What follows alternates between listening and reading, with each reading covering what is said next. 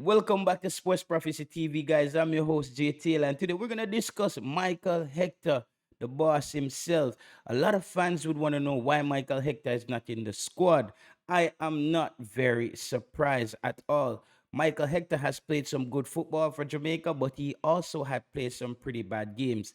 Yesterday, when the squad was released, Michael Hector went in the comment section and let his opinion known. However, I'm looking at Michael Hector's transfer market statistics here, as well as the clubs that he has represented. He has moved around a lot, kind of like Ravel Morris. He hasn't found a way to nail down at a club.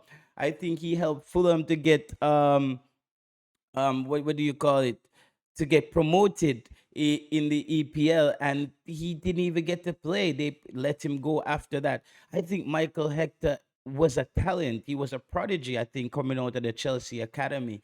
But he seems very inconsistent to me. And I look at it this way: the coach has chosen the players that he thinks can do the job for him. Michael Hector has never played for this coach. Michael Hector wasn't playing when Paul Hall took over the team. We knew a lot of things went on. However, that's water under the bridge. Does Michael Hector deserve a call up? Well, if you look at the squad, a lot of people would say yes. But I also understand if the coach decides this is not one of the players I'm moving forward with. I remember games where Michael Hector tortured us as fans by turning over the football constantly. Michael Hector has that ability to make that pass out of the back line where he just pass it to the opponent. He's good at turning over the ball in some key areas. I remember in some key games where Michael Hector turned over the football in some scary position. So I am not very disappointed, to be honest. He's a decent player. I'm not disappointed at all. I have to just support the coach on this because I do think we have a great squad. I think the squad that we have can get the job done.